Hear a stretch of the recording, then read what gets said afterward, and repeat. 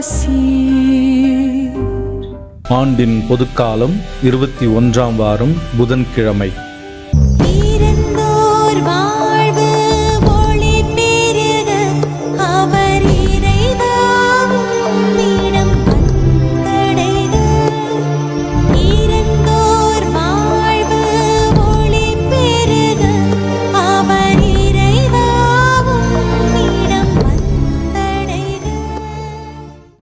வாசிப்போம்.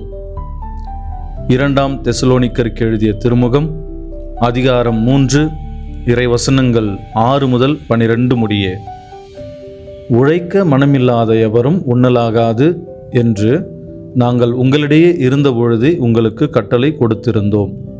உங்களுள் சிலர் எந்த வேலையும் செய்யாமல் சோம்பேறிகளாக சுற்றித் திரிந்து பிறர் வேலையில் தலையிடுவதாக கேள்விப்படுகிறோம். இத்தகையோர் ஒழுங்காக தங்கள் வேலையை செய்து தாங்கள் உண்ணும் உணவுக்காக உழைக்க வேண்டும் என ஆண்டவர் இயேசு கிறிஸ்துவின் பெயரால் கட்டளையிட்டு அறிவுறுத்துகிறோம். தியானிப்போம். உழைக்க மனமில்லாத எவரும் உண்ணலாகாது. தாங்கள் உண்ணும் உணவுக்காக உழைக்க வேண்டும் என்கின்ற ஒரு வாழ்க்கை பாடத்தை இன்றைய இந்த இறைவார்த்தை பகுதியின் வழியாக நம் ஒவ்வொருவருக்கும் கற்றுக் கொடுக்கின்றார். இந்த வார்த்தைகள் வழியாக பவுலடிகளார் வேலை கிடைக்காமல் தவிக்கும் ஏழைகளை கண்டிக்கின்றார் என்றோ, நன்றாக படித்து பல முயற்சிகளை எடுத்து இன்னும் வேலை கிடைக்காமல் தவித்து கொண்டிருக்கின்ற இளைஞர்களை சாடுகிறார் என்றோ, தங்களுடைய தகுதிக்கு ஏற்ற வேலை கிடைக்காமல் ஏதோ கிடைத்த வேலையை செய்து கொண்டு வேதனையோடு தங்களுடைய வாழ்க்கையை நடத்தி கொண்டிருக்கின்ற மனிதர்களை கடிந்து கொள்ளுகிறார் என்றோ அவரை பற்றி தவறாக நினைக்கக்கூடாது. இதற்கு நேர்மாறாக, உழைக்க வாய்ப்பு கிடைத்தும் அந்த வாய்ப்புகளை பயன்படுத்தி கொள்ளாமல் சோம்பேறித்தனமாக விருப்பமில்லாமல் திரிந்து கொண்டிருக்கின்ற, பிறரின் உழைப்பில் தங்களுடைய வாழ்க்கையை நடத்தி கொண்டிருக்கின்ற, பிறரின் காரியங்களில் தேவையில்லாமல் தலையிட்டு மன நிம்மதியை, வாழ்க்கையின் அமைதியை சீர்குலைக்கின்றவர்களை பற்றியே இவர் எச்சரிக்கின்றார், சாடுகின்றார். அவர்களைத்தான் இவர் கடிந்து கொள்ளுகின்றார். ஒரு கிராமத்தில் 2 சகோதரர்கள் வாழ்ந்து வந்தார்கள். மூத்தவன் உழைப்பாளி, இளையவன் சோம்பேறி. மூத்தவன் தினமும் வயலில் சென்று உழைப்பான். கிடைத்த சிறிய வருமானத்தை வைத்து தன்னுடைய குடும்பத்தை சிறப்பாக நடத்தி வந்தான். இளையவன் வேலை செய்யாமல் தன்னுடைய நண்பர்களோடு சேர்ந்து ஊர் சுற்றி வந்தான். பிறரை பற்றி விமர்சனங்களை செய்வான், குறை சொல்வான், அவர்களை ஏளனமாக பேசுவான். ஊர் மக்கள் எல்லோரும் மூத்த சகோதரனை பாராட்டினார்கள், அவனை மதிப்புடன் பார்த்தார்கள். இளையவனையோ எல்லோரும் ஏளனம் செய்தார்கள், திட்டி தீர்த்தார்கள். மக்கள் அவனை கண்டபொழுதெல்லாம் அவன் மீதிருந்த வேதனையையும் வெறுப்பையும் வெளிப்படுத்தினார்கள். நானும் அண்ணனைப் போல மதிப்போடு வாழப்போகின்றேன் என்று மனதிலே தீர்மானித்த அவன் தன்னுடைய அண்ணனிடம் சென்று, நானும் உன்னைப் போல வாழ விரும்புகிறேன், நான் என்ன செய்ய வேண்டும், எனக்கு கற்றுக்கொடு என்று கேட்கின்றான். அவனுடைய அண்ணன் அவனை வயலுக்கு அழைத்து செல்லுகின்றான். ஒரு சிறிய விதையை எடுத்து அவனுடைய கையிலே கொடுக்கின்றான். இந்த விதையை நீ மண்ணில் புதைக்க வேண்டும். இந்த விதை தனியாக மரமாகாது. மண்ணில் புதைக்கப்பட்ட பிறகு அதற்கு நீர் ஊற்றப்பட வேண்டும். அது வெயிலிலும் மழையிலும் நனைந்து அதை எதிர்கொள்ள வேண்டும். பின்னரே அது பலன் தர தொடங்கும். அந்த பலன் கிடைக்கின்ற வரை நீ உழைக்க வேண்டும் என்று சொன்னான். அனைத்தையும் பொறுமையாக கேட்டுக்கொண்டிருந்த இளைய சகோதரன், அண்ணா, நானும் உன்னைப் போல நாளையிலிருந்து உழைக்க ஆரம்பிக்கின்றேன் என்று சொல்லி உழைக்க ஆரம்பித்தான். அவனுடைய உழைப்பு உடனே பலன் தரவில்லை. இருப்பினும் விடாமல் உழைத்து கொண்டே இருந்தான். இவனுடைய உழைப்பை பார்த்த மக்கள் அவனை பாராட்டத் தொடங்கினார்கள். அவனுக்கு மதிப்பையும் மரியாதையும் கொடுக்க ஆரம்பித்தார்கள். வாழ்க்கையின் பலன்கள் என்பவை நம்முடைய விருப்பத்தால் மட்டும் கிடைக்காது.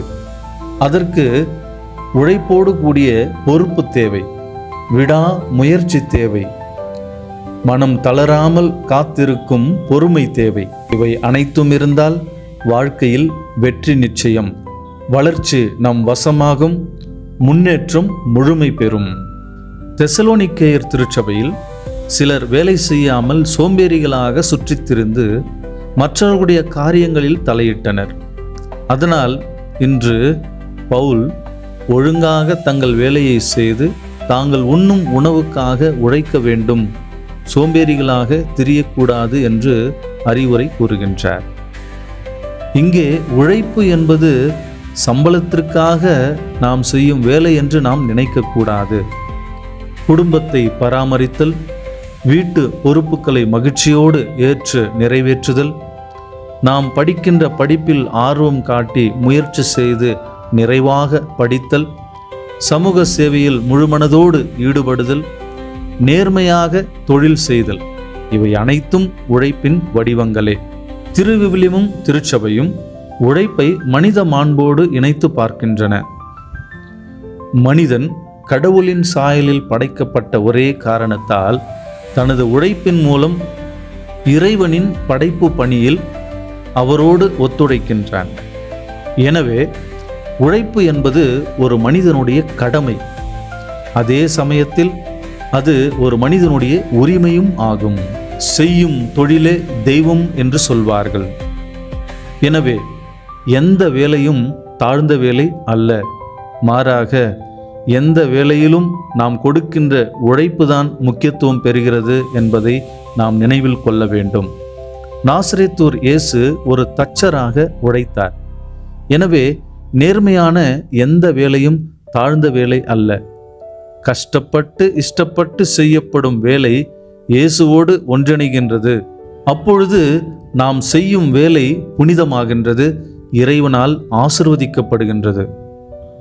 புனித ஜான் கிறிஸ்தோஸ்தம் பவுலடிகளாரின் இந்த பகுதியை பற்றி சிந்திக்கின்ற பொழுது, இரவும் பகலும் பவுலடிகளார் உழைத்தார் என்று அவர் கூறுகின்றார். பவுல் உழைத்தது தனக்காக மட்டுமல்ல, மற்றவர்களுக்கு ஒரு நல்ல முன்மாதிரியாக இருப்பதற்காகவும் அவர் உழைத்தார் என்று கூறுகின்றார். எனவே ஒரு நல்ல கிறிஸ்தவர் உழைப்பின் வழியாக எனக்கு என்ன கிடைக்கும் என்று கேட்கக்கூடாது. மாறாக நான் உழைத்தால் யாருக்கெல்லாம் இதன் வழியாக நன்மை கிடைக்கும் என்று கேட்க வேண்டும். புனித தோமஸ் அக்வினாஸ் மேற்கண்ட இந்த வசனத்தை பற்றி தியானிக்கின்ற பொழுது சொல்லுவார், நாம் எல்லோரும் ஒரே வகையான வேலையை செய்ய வேண்டும் என்று யாரும் எதிர்பார்க்க கூடாது. உதாரணத்திற்கு, ஒருவர் சட்டப்பூர்வமாக இறைவனுடைய விருப்பத்திற்கு ஏற்றாற் போல பல வகைகளில் வருமானத்தை ஈட்டுகின்றார் என்று சொன்னால் அது ஏற்றுக்கொள்ளப்படக்கூடிய ஒன்று. ஒருவர் சட்டப்பூர்வமாக சேர்த்த தன்னுடைய வருமானத்தை கொண்டு, அல்லது தன்னிடம் இருக்கின்ற சொத்தை கொண்டு, அல்லது குடும்பத்தினுடைய ஆதரவு வழியாக, அல்லது தான் செய்ய வந்த இறை சேவையின் மூலமாக அவர் வாழ்ந்து வந்தால் அவரை சோம்பேறி என்று கூறிவிட முடியாது. இப்படிப்பட்ட நிலையில் வாழ்ந்து கொண்டிருக்கின்றவர்கள் சரியான முறையில், நேர்மையான முறையில் தங்களிடம் இருப்பதை உழைக்கும் வர்க்கத்தோடு பகிர்ந்து வாழ அழைக்கப்படுகின்றார்கள். அதே சமயத்தில் உழைக்க முடியாத நோயாளிகள், முதியோர், மாற்றுத்திறனாளிகள், வேலை தேடியும் கிடைக்காத இளைஞர்கள், ஆதரவற்றவர்கள் ஆகியோருக்கு உதவுவது கிறிஸ்தவ அன்பின் கடமையாகும்.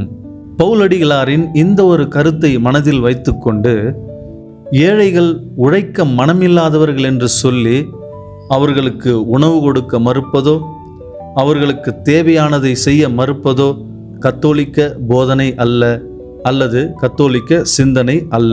அப்படி சிந்திக்கின்றவன் ஒரு கத்தோலிக்கனே அல்ல.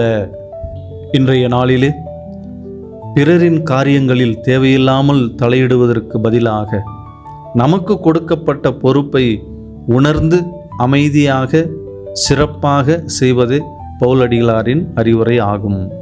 புனித தோமஸ் அக்வினாஸ் கூறுவது போல, சோம்பேறித்தனம் என்பது மனதை தவறான செயல்களுக்கு திறந்துவிடும். ஆனால் ஒழுக்கமான உண்மையான உழைப்பு என்பது மனிதனுக்கு அமைதியையும் நிம்மதியையும் மகிழ்ச்சியையும் சந்தோஷத்தையும் ஒழுக்கத்தையும் தரும். இன்று நாம் நம்முடைய வாழ்க்கை பயணத்திற்காக உழைப்பை மையமாக கொண்டு 3 தீர்மானங்களை எடுப்போம். முதலாவது, எனக்கு கொடுக்கப்பட்ட வேலையை நேர்மையுடனும் முழுமையுடனும் செய்வேன். இரண்டாவது, பிறர் காரியங்களில் தேவையில்லாமல் தலையிட மாட்டேன். என் பொறுப்பில் நான் கவனம் செலுத்துவேன். மூன்றாவது, உழைக்க வாய்ப்பு கிடைக்காத ஒருவரை பற்றி தவறாக பேசாமல் என்னால் முடிந்ததை அன்புடன் அவருக்கு செய்வேன். உழைப்பு என்பது கிறிஸ்தவ வாழ்வின் ஒரு பகுதி. நமது சோம்பேறித்தனம் என்பது நமது ஆன்மாவை மட்டுமல்ல, நாம் சார்ந்திருக்கின்ற இந்த சமூகத்தையும் பாதிக்கின்றது. உழைக்க மனமிருந்து உழைக்க வாய்ப்பு கிடைக்காமல் அவதிப்பட்டு கொண்டிருக்கும் ஒரு சகோதரனுக்கோ சகோதரிக்கோ அன்பு காட்டுவது, இரக்கம் காட்டுவது என்பது கிறிஸ்தவ பொறுப்பாகும்.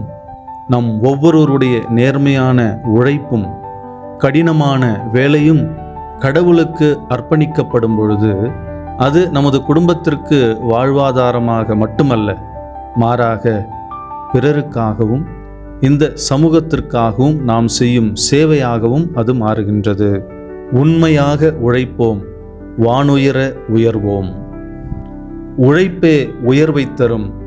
உழைப்பே வாழ்வின் உச்சத்திற்கு கொண்டு செல்லும். உழைக்கின்றவன் உயர்கின்றான், உயர்கின்றவன் உவகை அடைகின்றான். ஜெபிப்போம். உழைத்து உண்ண அழைப்பு விடுக்கும் அன்பு தெய்வமே, நீர் இந்த படைப்பை உமது உழைப்பின் வழியாக உருவாக்கினீர். அதன் வழியாக உழைப்பின் மக்களாக நீங்கள் வாழ வேண்டும் என்று எங்கள் ஒவ்வொருவரையும் அழைத்தீர். நெற்றி வியர்வை நிலத்தில் சிந்தி நீ உழைத்து அதன் பலனை நீ உண்ண வேண்டும் என்று எங்களுக்கு கற்றுக் கொடுத்தீர். பல நேரங்களில் நாங்கள் இந்த உழைப்பை பற்றி சிந்திக்காமல் சோம்பேறிகளாக வாழ்ந்து மற்றவர்களுடைய உழைப்பில் நாங்கள் வாழ்ந்து கொண்டிருக்கின்றோம். மற்றவர்களுடைய வருமானத்தில் நாங்கள் எங்களுடைய வாழ்க்கையை நடத்தி கொண்டிருக்கின்றோம். இன்றைய நாளிலே பவுலடிகளார் கற்றுக் கொடுப்பது போல எங்களுடைய சோம்பேறித்தனத்தின் வழியாக எங்களுடைய குடும்பத்திற்கோ எங்களுடைய இந்த சமூகத்திற்கோ எங்களுடைய இந்த நாட்டிற்கோ ஒரு பாரமாக இல்லாமல், ஒரு சுமையாக இல்லாமல், சொந்த உழைப்பில் உண்டு வாழ்கின்ற வரத்தை எங்களுக்கு தாரும். உழைப்பதற்காக நாங்கள் எடுக்கின்ற எல்லா முயற்சிகளிலும் எங்களுக்கு வெற்றியை தாரும். இந்த உலகிலே வேலையில்லாமல் அவதிப்படுகின்ற அனைவருக்கும் அந்த உழைப்பின் வேலையை தந்து ஆசிர்வதியும். தகுதிக்கு ஏற்ற ஒரு வேலை கிடைக்காமல் வேதனையோடும் வருத்தத்தோடும் கிடைத்த வேலைகளை செய்து கொண்டிருக்கின்ற அனைவருக்கும் வருங்காலத்திலே நல்ல வேலையை அமைத்து தந்து அவர்களை வழிநடத்தும். உழைக்கும் ஒவ்வொருவருடைய வாழ்க்கையும் மேன்மைப்பட நாங்கள் ஜெபிக்கிறோம், மன்றாடுகிறோம். உயிர்ப்பின் தெய்வமே இறைவா, இதோ இந்த நாளிலே எங்களுடைய மூத்த சகோதரி மரிய புஷ்பராணி அவர்களுடைய ஆன்ம இளைப்பாற்றிக்காக நாங்கள் ஜெபிக்கிறோம். அன்பு ஆண்டவரே, இதோ அவர் மரித்து 3 நாட்கள் நிறைவடைந்து அவருடைய நினைவிலே வாடி வருத்தத்தோடு வேதனையோடு கண்ணீரோடு இருக்கின்ற அவருடைய குடும்பத்தாரை நிறைவாக ஆசிர்வதியும் ஆண்டவரே. இதோ இந்த ஆன்மாவை நீர் ஏற்றுக்கொண்டு இந்த ஆன்மாவிற்கு நித்திய இளைப்பாற்றி முடிவில்லாத வாழ்வை தந்து ஆசிர்வதிக்க நாங்கள் மன்றாடுகிறோம்.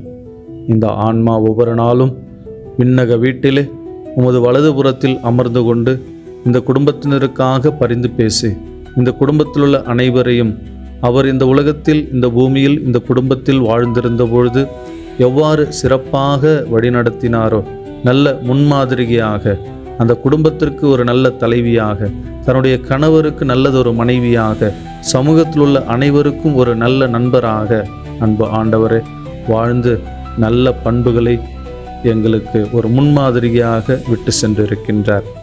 அவற்றையெல்லாம் வாழ்ந்து இந்த குடும்பத்தார் உச்சத்தை, உயரத்தை, வளர்ச்சியை, முன்னேற்றத்தை காண நாங்கள் ஜெபிக்கிறோம், மன்றாடுகிறோம். அன்பு ஆண்டவரே, இந்த சகோதரியின் ஆன்மாவை நீர் முழுவதுமாக ஏற்றுக்கொண்டு அந்த ஆன்மாவினுடைய பாவங்களை, குற்றங்களை, குறைகளை எல்லாம் உரை பனி போல கரையச் செய்து அந்த ஆன்மாவிற்கு நித்திய இளைப்பாற்றி முடிவில்லாத வாழ்வே என்றென்றைக்கும் உம்முடைய சந்நிதியில் உம்முடைய பிரசன்னத்தில் வாழ்கின்ற ஒரு பாக்கியத்தை, ஒரு தகுதியை தந்து இந்த ஆன்மாவை வழிநடத்தும். நித்திய இளைப்பாற்றியே இந்த ஆன்மாவிற்கு இன்று அளித்தருளும் ஆண்டவரே. முடிவில்லாத ஒளி இந்த ஆன்மா மீது என்றென்றும் ஒளிர்வதாக. ஆமென். அன்பு ஆண்டவரே, இதோ இந்த நாளிலே அருளாசீர் என்னும் இந்த ஊடகத்தை கண்டு கொண்டு ஜெபித்து கொண்டிருக்கின்ற ஒவ்வொரு சகோதரரையும் சகோதரியையும் தனிப்பட்ட விதத்திலே ஆசிர்வதியும். அவர்கள் சார்ந்திருக்கின்ற அந்த குடும்பங்களையும் அந்த குடும்பத்தில் உள்ள ஒவ்வொரு தேவையையும் நீர் கண் பார்த்து அவர்களை ஆசிர்வதித்து வழிநடத்த நாங்கள் ஜெபிக்கிறோம், மன்றாடுகிறோம். எல்லாம் வல்ல இறைவன் உங்கள் ஒவ்வொருவரையும் நிறைவாக ஆசிர்வதிப்பாராக. தந்தை, மகன், தூய ஆவியாரின் பெயராலே ஆமென். Praise the Lord. இயேசுவுக்கே புகழ், இயேசுவுக்கே நன்றி. மரியே வாழ்க.